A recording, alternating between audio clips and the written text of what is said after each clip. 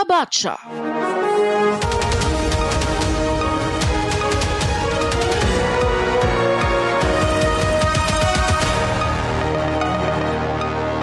नमस्कार, मैं हूं सुधीर चौधरी और डिकोड के संडे एडिशन में आपका बहुत बहुत स्वागत है। शनिवार और रविवार को इस वीकेंड एडिशन में हम आपको इस हफ्ते की चुनिंदा खबरें और उनका विश्लेषण दिखाते हैं। ये वो खबरें होती हैं जिनका आपके जीवन पर सीधा प्रभाव पड़ता है, जिनसे आप कुछ नया सीख सकते हैं, यानी आपके ज्ञान में वृद्धि होती है। हमारा मकसद आपका समय बर्बाद करना नहीं है, बल्कि हम चाहते हैं कि आप अपना जितना भी समय हमें दें, उसका एक एक मिनट हमारे और आपके लिए कीमती होना चाहिए। इस हफ्ते पूरी दुनिया में प्रधानमंत्री मोदी के मालदीव्स दौरे की जबरदस्त चर्चा हुई। हम आपको मालदीव से आई कुछ शानदार तस्वीरें आज दिखाना चाहते हैं, जिससे आपको पता चलेगा कि कुछ साल पहले जिस मालदीव्स में इंडिया आउट का नारा लग रहा था, कैसे अब वहां इंडिया इन का नारा गूंज रहा है। शुक्रवार को प्रधानमंत्री मोदी का स्वागत करने के लिए मालदीव्स के राष्ट्रपति मोहम्मद मुइज़ू अपने 4 वरिष्ठ कैबिनेट मंत्रियों के साथ एयरपोर्ट पर मौजूद थे। प्रधानमंत्री मोदी ने मालदीव्स में रक्षा मंत्रालय की जिस बिल्डिंग का उद्घाटन किया, उस इमारत पर उनका एक विशाल चित्र लगा हुआ था। और इस बार मालदीव्स के स्वतंत्रता दिवस समारोह पर प्रधानमंत्री मोदी चीफ गेस्ट भी रहे। आज जो तस्वीरें हम आपको दिखाने वाले हैं, वो तस्वीरें चीन जैसे देशों को बहुत चुभेंगी। इसके बाद भारत के विपक्षी दलों के लिए हमारे पास एक बुरी खबर है। चुनाव आयोग ने घोषणा की है कि बिहार के बाद अब पूरे देश में वोटर वेरिफिकेशन का अभियान शुरू किया जाएगा। अब आप अंदाजा लगाइए कि बिहार में वोटर वेरिफिकेशन से जब विपक्षी दल इतने परेशान हो गए, तो यह प्रक्रिया जब पूरे देश में चलाई जाएगी तब क्या होगा। और आखिर में आपको राम की नगरी अयोध्या से आई एक दिल तोड़ने वाली कहानी सुनाएंगे। अयोध्या में एक रात को कुछ लोग एक बुजुर्ग महिला को सड़क पर छोड़कर चले गए और अगले दिन उस महिला की मृत्यु हो गई। यह सब कुछ सीसीटीवी कैमरे में रिकॉर्ड हो गया और यह तस्वीरें देखकर ऐसा लगता है कि ये लोग इस महिला के या तो बच्चे या फिर परिवार वाले होंगे। आप इसे एक घटना मत समझिए, बल्कि हमारे समाज की कालिख है जो अब धीरे धीरे फैलती जा रही है। इसलिए आज इस घटना का विश्लेषण करना बहुत जरूरी है। अब भारत और मालदीव्स के कूटनीतिक रिश्तों में आए बदलाव को दिखाने वाली सबसे महत्वपूर्ण तस्वीर आपको दिखाते हैं। अपने विशेष विमान से उतरने के बाद प्रधानमंत्री मोदी ने पहले मालदीव्स के राष्ट्रपति मोहम्मद मुइज़ू के साथ हाथ मिलाया और फिर उन्हें अपने गले लगाया। और इसके साथ ही भारत और मालदीव्स के बीच करीबी संबंधों का एक नया अध्याय शुरू हो गया। अंतर्राष्ट्रीय रिश्तों में ऐसी तस्वीरों का मतलब है कि आज हिंद महासागर में चीन के खिलाफ भारत ने एक बहुत ही असरदार कूटनीतिक स्ट्राइक की है। यह सिर्फ प्रधानमंत्री मोदी का स्वागत नहीं है, बल्कि भारत की विदेश नीति और उस भरोसे का भी स्वागत है जिसका साथ लेकर अब मालदीव्स भी अपना वक्त बदलना चाहता है।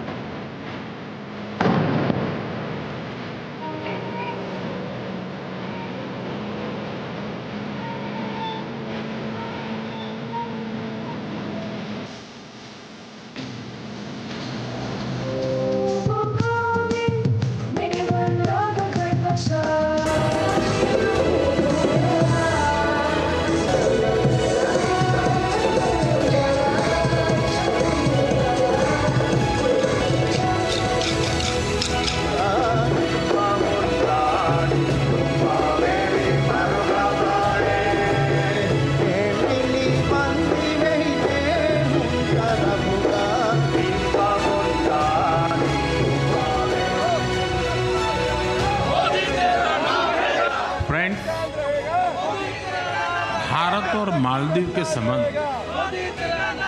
सदियों पुराने हैं। हम पड़ोसी हैं, साझेदार हैं और जरूरत के समय साथ खड़े रहने वाले सच्चे मित्र हैं।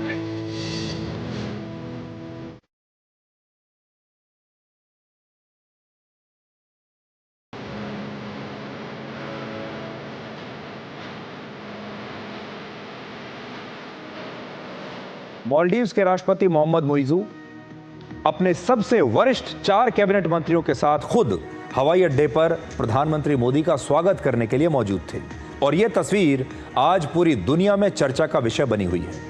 खासतौर पर चीन को आज ये तस्वीरें शायद पसंद ना आए। वर्ष 2023 में मोहम्मद मुइज़ू इंडिया आउट के नारे के साथ चुनाव जीतकर वहां के राष्ट्रपति बने थे, लेकिन आज 2025 में मालदीव्स में इंडिया आउट की बजाय इंडिया इन का नारा गूंज रहा है। आज जब प्रधानमंत्री मोदी वहां पर पहुंचे तब मालदीव्स के राष्ट्रपति के साथ उनके विदेश मंत्री मौजूद थे, रक्षा मंत्री मौजूद थे, वित्त मंत्री और गृह मंत्री भी भारत के प्रधानमंत्री का स्वागत करने के लिए हवाई अड्डे पर खड़े थे। और ऐसा पहली बार हुआ है जब किसी देश के नेता का स्वागत करने के लिए मालदीव्स के राष्ट्रपति अपने इतने सारे कैबिनेट मंत्रियों के साथ इस तरह एयरपोर्ट पहुंचे हैं।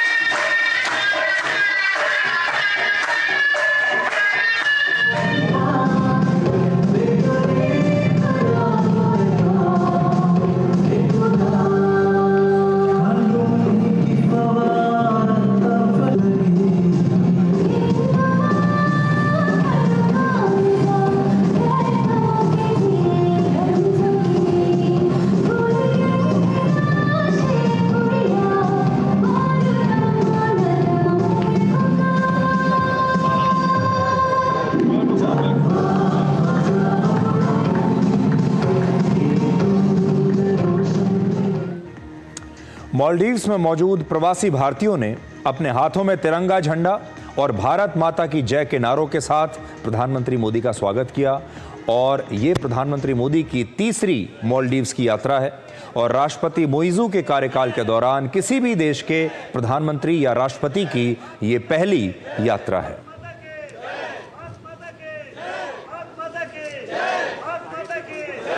मालदीव्स के जमहूरी मैदान में प्रधानमंत्री मोदी को गार्ड ऑफ ऑनर दिया गया और गार्ड ऑफ ऑनर के बाद प्रधानमंत्री मोदी को 21 तोपों की सलामी दी गई। यह सम्मान की परंपरा के साथ एक रणनीतिक रिश्तों में नए शुरुआत का संकेत भी है।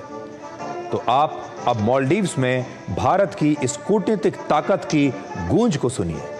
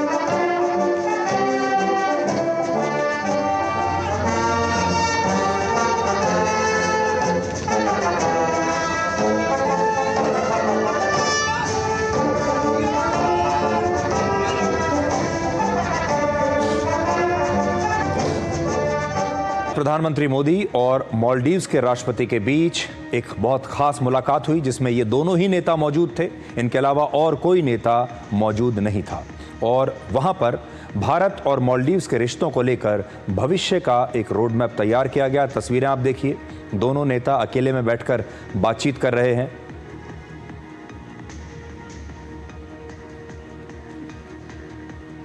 और भारत और मालदीव्स के जो रिश्ते हैं उनकी असली गहराई यहीं पर तय हुई और यह प्रधानमंत्री मोदी और मालदीव्स के राष्ट्रपति के बीच सिर्फ एक बातचीत नहीं है बल्कि एक नए भरोसे की शुरुआत थी, एक नए रिश्ते की शुरुआत थी। अब मालदीव्स में प्रधानमंत्री मोदी के बढ़ते महत्व को आप एक और तस्वीर से समझिए, जहां मालदीव्स के रक्षा मंत्रालय की एक बिल्डिंग का उद्घाटन प्रधानमंत्री मोदी और वहां के राष्ट्रपति ने किया और इस बिल्डिंग पर प्रधानमंत्री मोदी की एक बहुत बड़ी विशाल तस्वीर यहां पर लगी हुई है, आप देख सकते हैं। और इसी बिल्डिंग का उद्घाटन प्रधानमंत्री मोदी और राष्ट्रपति मोइजू ने मिलकर किया है। लेकिन उससे पहले जो आपके देखने लायक बात है वो ये है कि मालदीव्स के रक्षा मंत्रालय की इस बिल्डिंग पर प्रधानमंत्री मोदी का यह विशाल चित्र क्या दिखाता है। आज यह चित्र चीन जैसे देशों को अच्छा नहीं लगेगा। यह चित्र बताता है कि कैसे प्रधानमंत्री मोदी का महत्व अब मालदीव्स जैसे देश में बढ़ रहा है और सोचिए, इससे आपको पता चलेगा कि वहां भारत को और भारत के प्रधानमंत्री को कितना महत्व दिया जा रहा है। यह तस्वीर एक तरह से चीन को सीधा जवाब है और इसका मतलब है कि भारत और मालदीव्स मिलकर अब रक्षा के मामले में भी नए साझेदार हैं और रणनीतिक साथी बन गए हैं।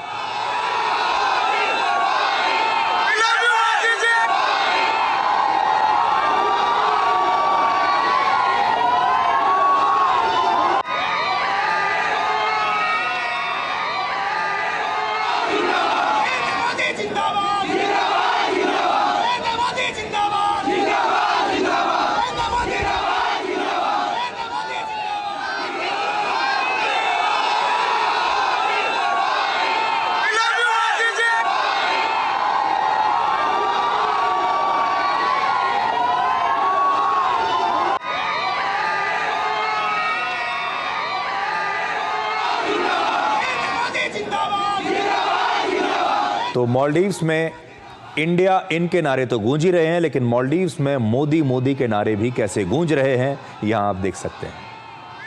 भारत और मालदीव्स के बीच कूटनीतिक संबंधों की शुरुआत आज से 60 साल पहले यानी वर्ष 1965 में हुई थी और आज इस ऐतिहासिक रिश्ते पर एक स्पेशल डाक टिकट जारी किया गया। आज प्रधानमंत्री मोदी ने मालदीव्स को भारत का सबसे भरोसेमंद दोस्त बताया है और कहा है कि दोस्ती हमेशा पहले स्थान पर है, इसलिए हर हालात में, हर स्थिति में भारत मालदीव्स के साथ खड़ा है और खड़ा रहेगा। आप उनका ये बयान भी सुनिए। भारत मालदीव का सबसे करीबी पड़ोसी है। मालदीव भारत की नेबरहुड फर्स्ट पॉलिसी और महासागर विजन दोनों में एक अहम स्थान रखता है। भारत को मालदीव का सबसे भरोसेमंद मित्र होने पर भी गर्व है। आपदा हो या महामारी, भारत हमेशा फर्स्ट रिस्पॉन्डर बनकर साथ खड़ा रहा है। एसेंशियल कमोडिटीज उपलब्ध कराने की बात हो या कोविड के बाद अर्थव्यवस्था को संभालना, भारत ने हमेशा साथ मिलकर काम किया है। For us it is always friendship first. हमारी डेवलपमेंट पार्टनरशिप को नई उड़ान देने के लिए हमने मालदीव के लिए $565 मिलियन यानी लगभग 5,000 करोड़ रुपए की लाइन ऑफ क्रेडिट देने का निर्णय लिया है। यह मालदीव के लोगों की प्राथमिकताओं के अनुरूप यहां के इंफ्रास्ट्रक्चर के विकास से जुड़ी परियोजनाओं के लिए इस्तेमाल ली जाएगी। फ्रेंड्स, हमारी आर्थिक साझेदारी को गति देने के लिए हमने कई कदम उठाए हैं। आपसी निवेश को गति देने के लिए हम शीघ्र ही बायलैटरल इन्वेस्टमेंट ट्रीटी फाइनलाइज करने की दिशा में काम करेंगे। फ्री ट्रेड एग्रीमेंट पर भी बातचीत शुरू हो गई है। अब हमारा लक्ष्य है from paper work to prosperity. Local currency settlement system से रुपये और रुपया में सीधे व्यापार कर सकेंगे।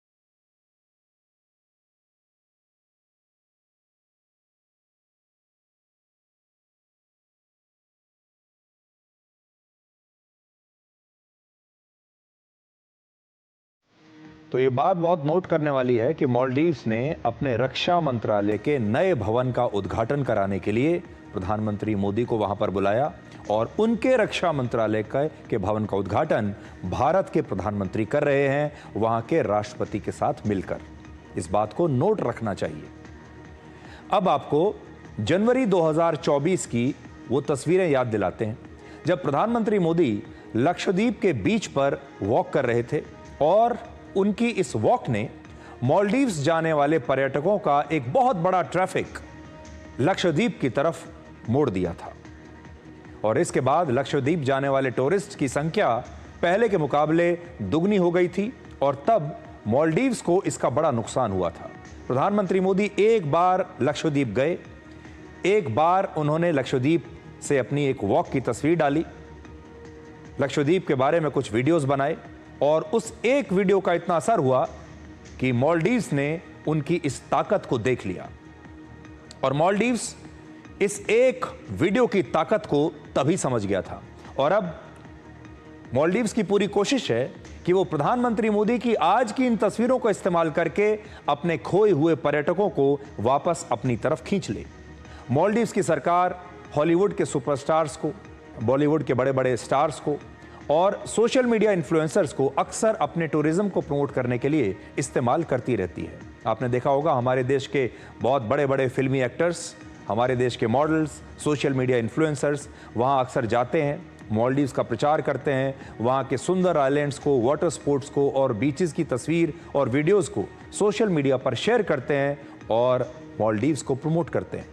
लेकिन प्रधानमंत्री मोदी के इस दौरे के बाद मालदीव्स को शायद अब किसी और ब्रांड एम्बेसडर की जरूरत नहीं पड़ेगी। थोड़ा सा आपको मालदीव्स के इतिहास के बारे में भी बताते हैं। मालदीव्स का इतिहास लगभग 2500 वर्ष पुराना है और आज से लगभग 900 वर्ष पहले मालदीव्स बौद्ध और उससे पहले हिंदू धर्म का एक प्रमुख केंद्र हुआ करता था। बौद्ध धर्म का और हिंदू धर्म का प्रमुख केंद्र था मालदीव्स। वर्ष 1150 के आसपास मालदीव्स के राजा ने इस्लाम धर्म अपना लिया और आज करीब 5 लाख की आबादी वाले इस देश में 99% लोग मुस्लिम हैं। और वर्ष 1965 में मालदीव्स को ब्रिटिश शासन से आज़ादी मिली थी और उसी आज़ादी की जो वर्षगांठ है, स्वतंत्रता दिवस है, वो मालदीव्स मना रहा है, जिसमें भारत के प्रधानमंत्री नरेंद्र मोदी को मुख्य अतिथि बनाया गया है। और जब मालदीव्स आज़ाद हुआ तब भारत इसे मान्यता देने वाले शुरुआती देशों में से एक था। वैज्ञानिक कहते हैं कि अगले 25 वर्षों में मालदीव्स का करीब 80% हिस्सा समुद्र में डूब सकता है और ग्लोबल वार्मिंग की वजह से समुद्र का जल स्तर लगातार बढ़ रहा है और वर्ष 2100 तक ये पूरा मालदीव्स भी शायद पानी में डूब सकता है, ऐसा वैज्ञानिकों का कहना है। ऐसी चेतावनी वैज्ञानिक अक्सर कई बार देते रहते हैं। आजकल प्रधानमंत्री मोदी जब किसी देश के दौरे पर जाते हैं तो आपको अक्सर हवाई अड्डे पर उनके भव्य स्वागत की तस्वीरें देखने को मिलती हैं। इसी महीने की शुरुआत में ट्रिनिडाड और टोबैगो में प्रधानमंत्री मोदी का स्वागत वहां की प्रधानमंत्री के साथ वहां के 38 मंत्रियों और 4 सांसदों ने एयरपोर्ट पर जाकर किया था। ये तस्वीरें भी बड़ी शानदार थी। आप सोचिए, प्रधानमंत्री के साथ पूरा कैबिनेट हवाई अड्डे पर पहुंचा और मार्च में मॉरिशस की यात्रा के दौरान भी प्रधानमंत्री मोदी का ऐसा ही स्वागत किया गया था।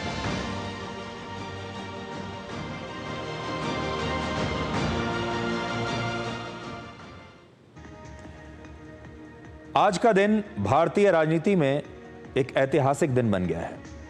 प्रधानमंत्री नरेंद्र मोदी ने आज भारतीय राजनीति में एक नया रिकॉर्ड बनाया है। 25 जुलाई 2025 यानी आज उन्होंने लगातार प्रधानमंत्री बने रहने के कारण लगातार प्रधानमंत्री के तौर पर अपना 4078 दिनों का कार्यकाल पूरा कर लिया है। इस उपलब्धि के साथ प्रधानमंत्री मोदी देश के दूसरे सबसे लंबे समय तक लगातार प्रधानमंत्री रहने वाले नेता बन गए हैं। उन्होंने इंदिरा गांधी के 4077 दिनों तक लगातार प्रधानमंत्री बने रहने के रिकॉर्ड को पीछे छोड़ दिया है और जवाहरलाल नेहरू 6130 दिनों तक लगातार भारत के प्रधानमंत्री रहे। तो ये 3 रिकॉर्ड आपके सामने हैं। पहले नंबर पर जवाहरलाल नेहरू हैं जो 6130 दिन तक प्रधानमंत्री रहे लगातार। इसके बाद दूसरे नंबर पर प्रधानमंत्री मोदी आ गए हैं जो 4078 दिनों तक लगातार प्रधानमंत्री रहे और इंदिरा गांधी 4077 दिनों तक लगातार प्रधानमंत्री रही। अगर हम गांधी परिवार के इन तीनों प्रधानमंत्रियों का कुल कार्यकाल निकालें तो इनका टोटल कार्यकाल निकलता है 37 साल 10 महीने का, जिसमें जवाहरलाल नेहरू, इंदिरा गांधी और राजीव गांधी का मिलकर जो कार्यकाल है वो 37 साल और 10 महीने है। ये आंकड़ा आपको इसलिए दिखा रहे हैं कि जरा कल्पना कीजिए कि एक ही परिवार के 3 प्रधानमंत्रियों ने हमारे देश पर 37 साल और 10 महीने तक शासन किया है, डायरेक्ट शासन जिसे आप कहते हैं प्रधानमंत्री के तौर पर। और दूसरी तरफ नरेंद्र मोदी हैं जिन्होंने 11 साल और 2 महीने लगातार बिना रुके प्रधानमंत्री के तौर पर अपना यह कार्यकाल पूरा किया है। यानी गांधी परिवार के मुकाबले प्रधानमंत्री मोदी के पास अभी काफी समय है। गांधी परिवार ने तो बहुत लंबा शासन किया है और इसमें अगर मैं प्रधानमंत्री मनमोहन सिंह का कार्यकाल भी जोड़ दूं 10 साल का, तो उस समय प्रधानमंत्री तो मनमोहन सिंह थे, लेकिन अक्सर यह कहा जाता है कि सुपर प्राइम मिनिस्टर तो तब भी सोनिया गांधी ही थी। तो अगर उस हिसाब से देखें तो इस 37 साल में आप 10 साल और जोड़ सकते हैं। अब अगर हम इंदिरा गांधी और प्रधानमंत्री मोदी की तुलना करें तो इंदिरा गांधी देश के सबसे बड़े राजनीतिक खानदान से आती थी, लेकिन प्रधानमंत्री मोदी एक बेहद गरीब और साधारण से परिवार से आते हैं। दोनों नेताओं के बीच एक बड़ा फर्क विचारधारा का भी है। प्रधानमंत्री मोदी की विचारधारा राष्ट्रवादी है, जबकि गांधी परिवार की विचारधारा सत्ता में बने रहने की हुआ करती थी। इंदिरा गांधी के समय हमारे देश में केवल सरकारी रेडियो और दूरदर्शन था। उस समय सोशल मीडिया नहीं था, इंटरनेट नहीं था और जो प्रचार के लिए कोई और साधन नहीं था। 24 घंटे के न्यूज़ चैनल्स नहीं थे। लेकिन प्रधानमंत्री मोदी जिस युग में काम कर रहे हैं उसमें 24 घंटे के न्यूज़ चैनल्स हैं। ये वायरल क्लिप्स, वायरल वीडियोस का ज़माना है, सोशल मीडिया का ज़माना है और आज T20 और स्पीड न्यूज़ का ज़माना है। आज जनता का मन कभी भी बदल सकता है और जनता की जो पसंद है और नापसंद है वो लगातार जल्दी जल्दी बदलती है, क्योंकि ये T20 का ज़माना है। जैसा मैंने आपको कहा, इस समय किसी भी नेता की जो स्क्रूटनी होती है वो पहले के मुकाबले कहीं ज़्यादा होती है। पहले एक रेडियो हुआ करता था और टीवी के नाम पर सिर्फ एक दूरदर्शन चैनल हुआ करता था, लेकिन आज किसी भी नेता की 2400 घंटे कसौटी होती रहती है, उसे कसौटी पर तोला जाता है। ऐसे माहौल में भी इतना बड़ा राजनीतिक स्थायित्व को बरकरार रखना, इतने दिनों तक लगातार अपनी लोकप्रियता को बरकरार रखना, बरकरार नहीं बल्कि उसे और बढ़ाते चले जाना, यह दिखाता है कि प्रधानमंत्री मोदी को देश की जनता कितना पसंद करती है। वरना आज के युग में जनता बिल्कुल T20 के स्टाइल में लोगों को अपने दिल से उतार भी देती है। प्रधानमंत्री मोदी ने आज जो रिकॉर्ड बनाया है वो केवल आंकड़ा नहीं है, बल्कि बदलते हिंदुस्तान की पहचान है, नए भारत की कहानी है। प्रधानमंत्री मोदी ने एक तरफ देश की सनातन संस्कृति को बढ़ावा दिया है, दूसरी तरफ $5 ट्रिलियन की इकोनॉमी का लक्ष्य भी तय किया है। उन्हें सबसे लंबे समय तक निर्वाचित नेता भी कह सकते हैं भारत के। प्रधानमंत्री मोदी ने 2001 में गुजरात के मुख्यमंत्री के तौर पर अपने कार्यकाल की शुरुआत की थी और अब तक राज्य और केंद्र दोनों में मिलाकर लगभग 24 वर्ष तक वो चुनी हुई सरकारों का नेतृत्व कर चुके हैं। ये उपलब्धि अब तक किसी और भारतीय प्रधानमंत्री के नाम पर नहीं रही है। अब डिकोड में एक छोटा सा ब्रेक लेते हैं और ब्रेक के बाद हम आपको इस हफ्ते की कुछ और बड़ी खबरें और उनका विश्लेषण दिखाएंगे।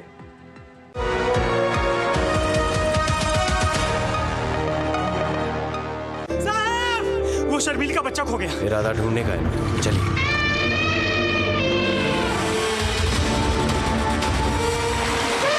वो उधर। इरादे बड़े हों तो नामुमकिन कुछ भी नहीं। नई है जेट डीलक्स प्रो, नए इंडियन की डीलक्स बाइक।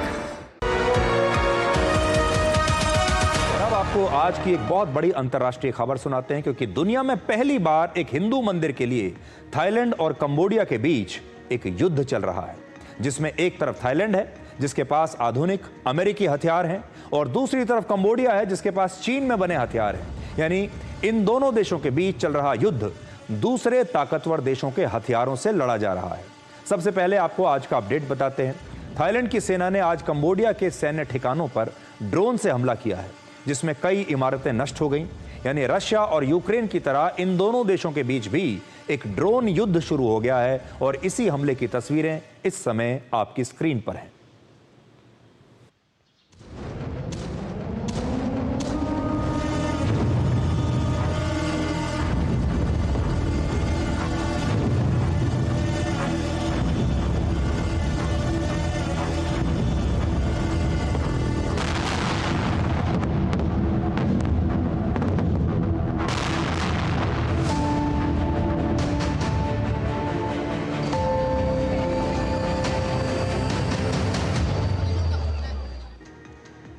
आज थाईलैंड के कार्यवाहक प्रधानमंत्री ने कहा है कि ये लड़ाई अब बहुत जल्द एक पूर्ण युद्ध का रूप ले सकती है। यानी इस युद्ध के भड़कने की आशंका इस समय काफी ज्यादा है। इस समय थाईलैंड और कंबोडिया की सीमा पर 12 जगहों पर जबरदस्त भीषण युद्ध चल रहा है, जिसकी वजह से अब तक 1,30,000 से ज्यादा लोग बेघर हो चुके हैं। और इस युद्ध की वजह से थाईलैंड ने कंबोडिया की सीमा पर मौजूद अपने 8 जिलों में मार्शल लॉ लगा दिया है। दोनों देशों के युद्ध में इस समय के हालात को समझाने के लिए अब आपको वहां से आया एक बयान हम सुनाना चाहते हैं। The Cambodian forces continue to use heavy weapons and long-range weaponry, supporting fire to attack the front lines and rear areas, affecting civilians and humanitarian sites such as hospitals. Clashes have been reported in 12 areas, including Chongbuk, Chong'an Ma.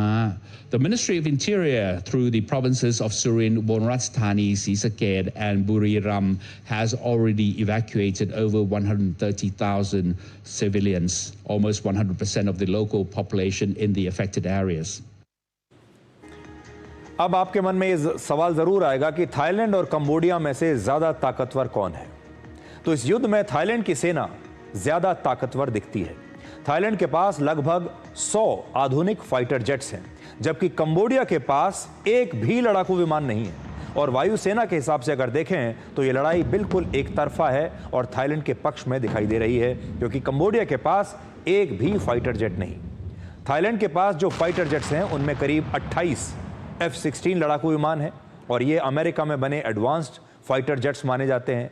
और Cambodia के लिए Thailand की इस सैन्य ताकत का मुकाबला करना बहुत ही मुश्किल होगा। इस युद्ध में थाईलैंड की सेना ड्रोन और बॉम्ब्स के साथ अमेरिकी हथियारों का इस्तेमाल कर रही है, जबकि कंबोडिया की सेना के पास चीन में बने हथियार हैं।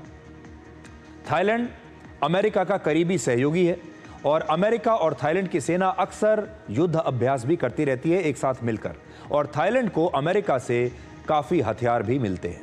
यानी असल में ये लड़ाई थाईलैंड और कंबोडिया की नहीं, बल्कि इस युद्ध में चीन और अमेरिका में बने हथियारों की ताकत का पता चलेगा। इससे पहले ऑपरेशन सिंदूर में भारत के स्वदेशी हथियारों के मुकाबले पाकिस्तान के मेड इन चाइना हथियार फेल हो चुके हैं और अब एक बार फिर से अमेरिका में बने हथियार और चीन में बने हथियार एक दूसरे के आमने सामने हैं।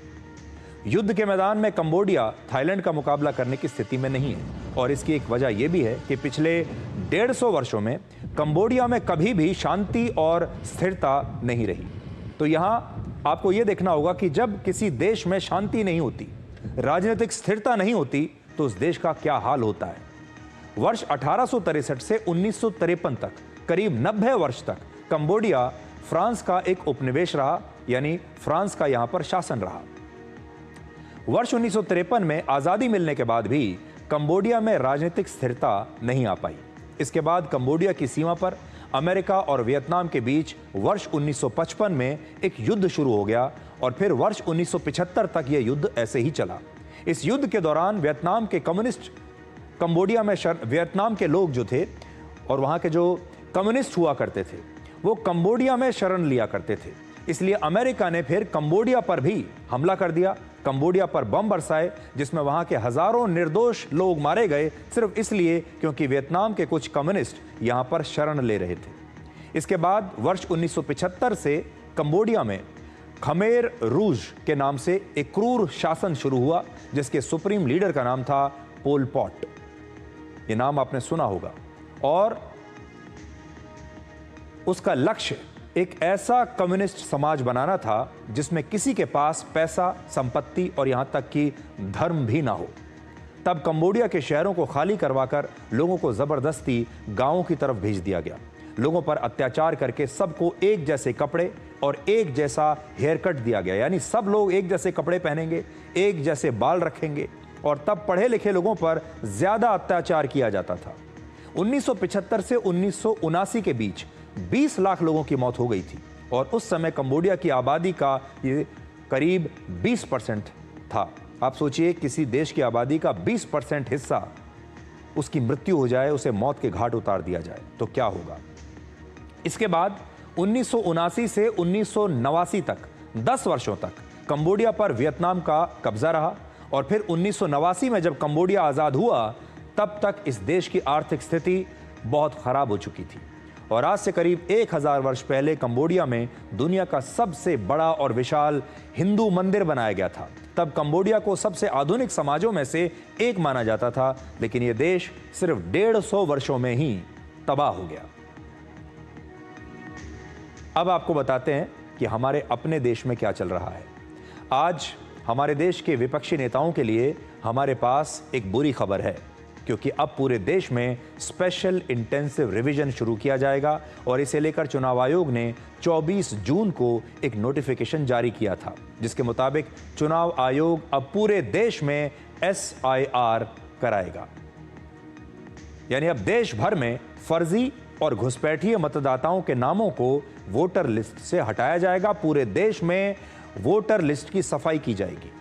चुनाव आयोग के मुताबिक पिछले 20 वर्षों में देश की वोटर लिस्ट में बड़े पैमाने पर बदलाव हुए हैं। रोजगार और शिक्षा जैसी जरूरतों की वजह से भारी संख्या में लोग दूसरे शहरों में या दूसरे राज्यों में पलायन कर चुके हैं और वहीं पर जाकर बस गए हैं। ऐसे में बहुत सारे लोग ऐसे हैं जिनके पास एक नहीं बल्कि 2-2 वोटर ID कार्ड हैं। इसलिए स्पेशल इंटेंसिव रिवीजन करना अब बेहद जरूरी हो गया है और देश भर में स्पेशल इंटेंसिव रिवीजन से जुड़े नोटिफिकेशन में चुनाव आयोग ने और भी कई बातें कही हैं। बिहार में इस साल विधानसभा चुनाव होने वाले हैं, इसलिए वहां यह प्रक्रिया पहले से ही हो रही है। यानी अगर चुनाव किसी दूसरे राज्य में होता तो उस राज्य में भी स्पेशल इंटेंसिव रिवीजन का काम किया जाता, ऐसा चुनाव आयोग ने कहा है। दूसरा, चुनाव आयोग ने अपने नोटिफिकेशन में स्पष्ट किया है कि इंटेंसिव रिवीजन का काम पहली बार नहीं हो रहा। तो यहां आपको ध्यान देने वाली बात है जो मैं भी आपको बताता हूं। ये जो SIR है इसे लेकर लोग तरह तरह की बातें कर रहे हैं, लेकिन आप सोचिए वर्ष 1952 से लेकर 2004 तक कुल 13 बार फर्जी मतदाताओं के खिलाफ सफाई अभियान हो चुका है।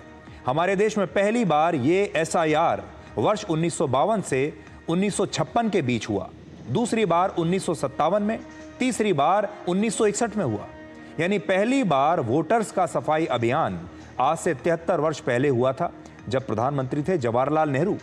शुरुआत के 3 SIR के समय देश के प्रधानमंत्री जवाहरलाल नेहरू ही थे और शुरुआत के 3 SIR के समय अधिकांश राज्यों में कांग्रेस पार्टी की ही सरकारें थीं। बीते 77 वर्षों में देश में अलग अलग हिस्सों में कुल मिलाकर 13 बार SIR का काम हो चुका है और इस दौरान केंद्र में अधिकांश समय कांग्रेस पार्टी की ही सरकारें थीं। तो आज आप सोचिए कि 13 बार जब ये SIR हो चुका तब तो किसी ने कोई विवाद नहीं किया, कोई शोर नहीं मचाया। इस बार जब ये हो रहा है तब सबको परेशानी हो रही है। आज जो नेता ये कह रहे हैं कि लोकतंत्र खतरे में है और वोटर्स का अधिकार छीना जा रहा है, उन्हें ये याद रखना चाहिए कि ये पहली बार नहीं है जब देश में SIR अभियान शुरू हुआ है। आज आपको ये भी जानना चाहिए कि इंटेंसिव रिवीजन के बारे में हमारे संविधान में जन प्रतिनिधित्व अधिनियम क्या कहता है। इस अधिनियम की धारा 21 के तहत चुनाव आयोग को कई अधिकार दिए गए हैं। चुनाव आयोग का पहला अधिकार है मतदाता सूची तैयार करने का अधिकार, दूसरा है मतदाता सूची में संशोधन करने का अधिकार, तीसरा है मतदाता संशोधन और इंटेंसिव रिवीजन की प्रक्रिया, और चुनाव आयोग किसी भी समय आदेश देकर इसे शुरू कर सकता है, चाहे चुनाव नजदीक हो या फिर नजदीक ना भी हो। अब आप सोचिए, ये चुनाव आयोग की जो अहम जिम्मेदारियां इसमें तय की गई हैं हमारे संविधान में, इसमें से चुनाव आयोग वही तो कर रहा है जो उसे करना चाहिए। मतदाता सूची तैयार कर रहा है, मतदाता की सूची में संशोधन कर रहा है यानी बदलाव कर रहा है, और संशोधन में SIR की जो प्रक्रिया है उसे कर रहा है। इसी अधिनियम में आगे ये भी स्पष्ट लिखा है कि यदि कोई व्यक्ति अपना घर यानी निवास स्थान बदलता है या उसकी मृत्यु हो जाती है या किसी अन्य कारण से मतदाता सूची में कोई गड़बड़ी होती है तो उसे सुधारा जाना चाहिए, उसे वोटर लिस्ट में ठीक किया जाना चाहिए। और आज राहुल गांधी सहित पूरे विपक्ष को यह याद रखना होगा कि जिस कानून के तहत चुनाव आयोग ये SIR कर रहा है वो कोई नया कानून नहीं है। यह नियम आज से 75 साल पहले यानी 1950 में ही लागू कर दिया गया था और तब भी प्रधानमंत्री थे जवाहरलाल नेहरू। हालांकि आज की तस्वीर में आप देखेंगे कल लोकतंत्र की जो स्पेलिंग थी हिंदी में वो गलत लिखी हुई थी। आज विपक्ष के नेताओं को ये बात समझ में आ गई और आज जो बैनर पर लोकतंत्र लिखा हुआ है वो लोकतंत्र आज उसे ठीक कर लिया गया है। आज ये सही लोकतंत्र का बैनर लेकर आए हैं। तो बिहार में 7 करोड़ 89 लाख मतदाता हैं और इसमें से 64 लाख वोटर ऐसे हैं जिनका नाम मतदाता सूची से हटाया जा सकता है। ये बिहार के कुल मतदाताओं का लगभग 8.11% है। इस समय हमारे देश में लगभग 100 करोड़ वोटर हैं, यानी अगर पूरे देश में SIR अभियान चलाया जाता है तो अगर बिहार के हिसाब से ही अगर उतने ही वोट कम किए जाएंगे तो लगभग 8.11% के हिसाब से 8 करोड़ 11 लाख मतदाता देश की वोटर लिस्ट से कम हो सकते हैं। इसे देश भर की सभी 543 लोकसभा सीटों में अगर बांट दिया जाए तो हर लोकसभा सीट से 1,49,355 मतदाता कम हो सकते हैं। ये एक हमने आपके लिए एस्टिमेट लगाया है। कर्नाटक चुनाव को लेकर राहुल गांधी ने एक बड़ा दावा किया था जिसमें चुनाव आयोग पर बड़े गंभीर आरोप लगाए गए थे। राहुल गांधी ने कर्नाटक की एक सीट पर गड़बड़ी का आरोप लगाया था, लेकिन इस बार चुनाव आयोग ने राहुल गांधी के बयान का ही फैक्ट चेक कर दिया है और कहा है कि राहुल गांधी भ्रम फैला रहे हैं। सबसे पहले आप राहुल गांधी का कल का ये बयान सुनिए जिसमें उन्होंने चुनाव आयोग पर बड़े गंभीर सवाल उठाए थे। The fact of the matter is that Election Commission is not doing its job. Now we have concrete 100% proof of Election Commission allowing cheating in a seat in Karnataka. Not 90%. When we decide to show it to you, it is 100% proof. Okay? And we just looked at one constituency and we found this. And I'm absolutely convinced that constituency after constituency, this is the drama that is taking place. Rahul Gandhi ये दावा कर रहे थे कि वर्ष 2024 में पिछले साल लोकसभा चुनाव के दौरान कर्नाटक में हजारों फर्जी वोटर्स जोड़ दिए गए थे। राहुल गांधी ने दावा किया है कि चुनाव आयोग ने कर्नाटक की एक सीट पर धोखाधड़ी करवाई है और इस धोखाधड़ी के उनके पास 100% सबूत हैं। हालांकि राहुल गांधी अभी तक ये 100% वाले सबूत किसी के सामने पेश नहीं कर पाए। हम भी आज उनसे ये कहना चाहेंगे कि अगर उनके पास सबूत हैं तो उन्हें देश के सामने रखने चाहिए। लेकिन चुनाव आयोग ने जरूर राहुल गांधी को फैक्ट चेक कर दिया और उनके सामने सबूत रख दिए। चुनाव आयोग ने स्पष्ट किया है कि लोकसभा चुनाव से पहले कर्नाटक के 224 विधानसभा क्षेत्रों में स्पेशल समरी रिवीजन किया गया था। मतदाता सूची में जो भी बदलाव किए गए उससे जुड़ी सारी जानकारियां सभी राजनीतिक पार्टियों को दे दी गई थी और इसके बाद चुनाव आयोग को कुल 9,17,928 शिकायतें मिली। इन शिकायतों पर विचार करने के बाद चुनाव अधिकारी ने फिर से अंतिम मतदाता सूची कांग्रेस पार्टी को सौंपी और इसके बाद किसी ने कोई अपील नहीं की। लेकिन आज मजे की बात यह है कि चुनाव आयोग ने बाकायदा सोशल मीडिया पर जाकर राहुल गांधी के बयान को चिन्हित करके उसे फैक्ट चेक किया है और बताया है कि यह बयान जो है ये सही नहीं है, ये भ्रम फैला रहा है, इस बयान में कोई सच्चाई नहीं है। अब मैं आपको वो दस्तावेज दिखाता हूं। ये office of the chief electoral officer Karnataka का दस्तावेज है जो मेरे हाथ में है, देखिए। और इसमें उन्होंने साफ लिखा है कि हमने जो स्पेशल समरी रिवीजन किया था उसके बाद उसकी copy, the copies of draft and final electoral rolls of all constituencies were provided to representatives of all registered and recognized political parties including Congress party. ये साफ कह रहे हैं। और फिर उन्होंने ये सूची उसकी दी है, ये भी मैं आपको दिखा रहा हूं। वो कहते हैं कि जो पूरी सूची है मतदाताओं की वो सूची है, ये कांग्रेस पार्टी को भी सौंपी गई थी और अगर कांग्रेस को इसमें कोई आपत्ति थी तो उस समय ये आपत्ति दर्ज कराई जानी चाहिए थी। लेकिन राहुल गांधी की नींद टूट रही है अब पूरे 1 साल के बाद। तो ये वो कॉपी है जो मैंने अभी आपको पढ़कर सुनाई है और इसमें साफ लिखा है कि 9 लाख से ज़्यादा शिकायतें उन्हें मिली थीं लेकिन बाद में इस पर कोई अपील नहीं की गई। अब डिकोड में एक छोटा सा ब्रेक ले लेते हैं और ब्रेक के बाद हम आपको कुछ और खबरें दिखाएंगे।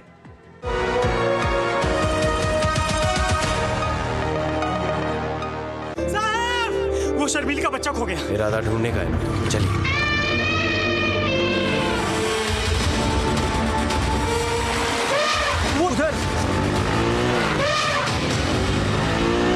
इरादे बड़े हों तो नामुमकिन कुछ भी नहीं। नहीं है जेट डीलक्स प्रो, नई इंडियन की डीलक्स बाइक।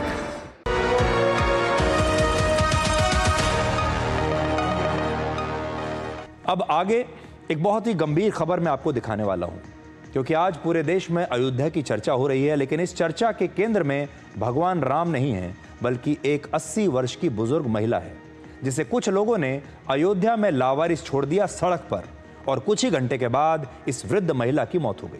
पहले आप मां और मातृभूमि को स्वर्ग से भी बढ़कर मानने वाले भगवान राम की मातृभूमि अयोध्या से आई इन तस्वीरों को ध्यान से देखिए जहां रिश्ते की हर मर्यादा तार तार हो गई। यह घटना 23 जुलाई की देर रात 1:50 की है जब अयोध्या के दर्शन नगर मेडिकल कॉलेज के पास रात के अंधेरे में कुछ लोग 80 वर्ष की इस बुजुर्ग महिला को लेकर आए और उसे सड़क के किनारे इस तरह से रख कर चले गए और यह पूरी घटना सीसीटीवी में रिकॉर्ड हो गई।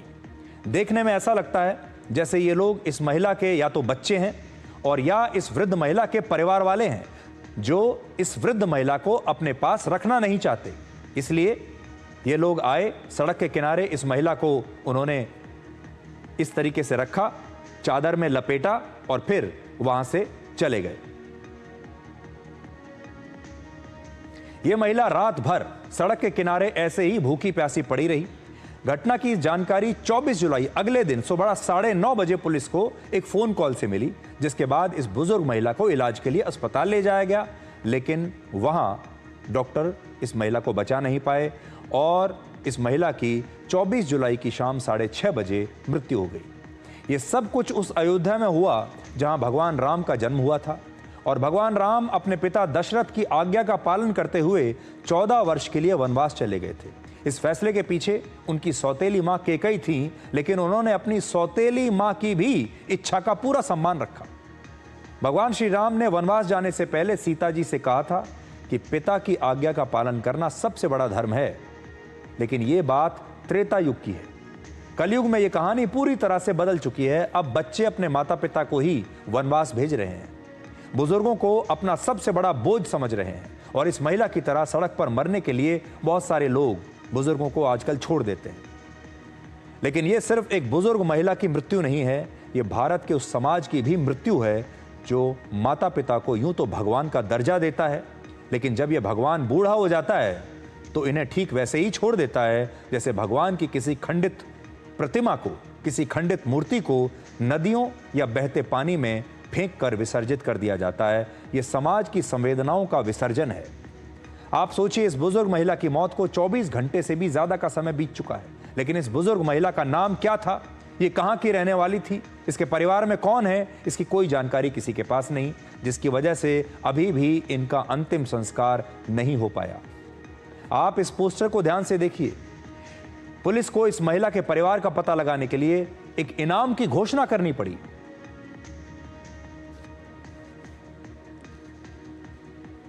और लिखना पड़ा कि सूचना देने वाले व्यक्ति को उचित इनाम दिया जाएगा। यह सिर्फ एक पोस्टर नहीं है, यह हमारे देश के समाज के भविष्य का आईना है। आज की बात करें तो भारत में इस समय 60 साल से ज्यादा के बुजुर्गों की कुल आबादी 15 करोड़ से ज्यादा है। वर्ष 2036 तक यह संख्या 23 करोड़ के पार होगी। अगले 25 वर्षों में हर 5 में से एक भारतीय 60 साल से ऊपर का होगा। यानी आज जो भारत युवाओं का देश है, वो कुछ दशकों में बुजुर्गों का देश बन जाएगा। आज अयोध्या में जो उस बुजुर्ग महिला के साथ हुआ है, वो भारत के भविष्य का एक आईना है। इसलिए हमारे युवाओं को आज की ये खबर जरूर ध्यान से देखनी चाहिए और ये सवाल पूछना चाहिए कि आखिर क्यों बुजुर्ग भारत में एक बोझ बनते जा रहे हैं। वैसे इस तरह की जो घटनाएं हैं, ये कोई नई नहीं है। भारत में हर 3 में से एक बुजुर्ग मानसिक तनाव और अकेलेपन का शिकार है। एक सर्वे में पता चला कि भारत में लगभग 77% से ज्यादा बुजुर्गों के साथ मौखिक या भावनात्मक दुर्व्यवहार किया जाता है। इसमें करीब 24% बुजुर्गों के साथ शारीरिक दुर्व्यवहार भी होता है और 27% का आर्थिक शोषण किया जाता है, यानी उनका पैसा ले लिया जाता है। करीब 50% से ज्यादा बुजुर्ग उपेक्षा का शिकार है। और सबसे चौंकाने वाली बात यह कि बुजुर्गों के साथ ये दुर्व्यवहार अक्सर वो लोग करते हैं जिन पर उनकी देखभाल करने की जिम्मेदारी होती है। 38% बुजुर्गों के साथ उनके बेटे या बेटियां ये काम करते हैं। 36% के साथ उनके दामाद या उनकी बहू करती हैं।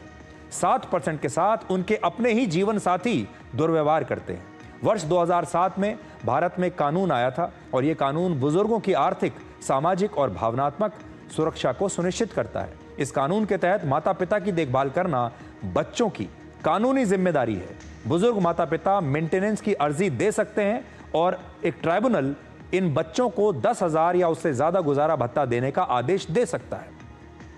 अगर संपत्ति अपने नाम कराने के बाद बच्चे माता पिता की देखभाल नहीं करते तो माता पिता उनसे अपनी संपत्ति वापस ले सकते हैं और माता पिता को घर से निकालने पर बच्चों को 3 महीने की जेल या 5,000 रुपए का जुर्माना भी हो सकता है।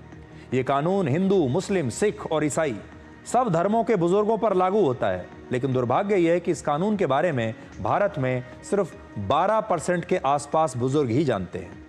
आज की नई पीढ़ी सोशल मीडिया पर हैप्पी मदर्स डे या फादर्स डे का सिर्फ एक पोस्ट डालकर, अपने माता पिता के साथ एक तस्वीर डालकर अपने फर्ज को पूरा कर लेती है। लेकिन जब असल में फर्ज निभाने का समय आता है तो लोग अपने बूढ़े माँ बाप को एक कर्ज यानी एक लायबिलिटी मान लेते हैं। कुछ लोग वृद्धाश्रम में छोड़कर चले जाते हैं, कुछ लोग इस तरह सड़कों पर छोड़ देते हैं। लेकिन क्या आपने कभी सोचा है कि बुढ़ापे से कोई बच नहीं सकता? हमारे देश के आज के जो युवा हैं ये भी नहीं बच सकते। आप हमेशा जवान नहीं रहने वाले। अयोध्या की घटना उन सब युवाओं के लिए एक सबक है जिन्हें लगता है कि वो हमेशा जवान बने रहेंगे, क्योंकि आपकी जवानी दरअसल बुढ़ापे की तरफ ले जाने वाला सिर्फ एक पड़ाव है।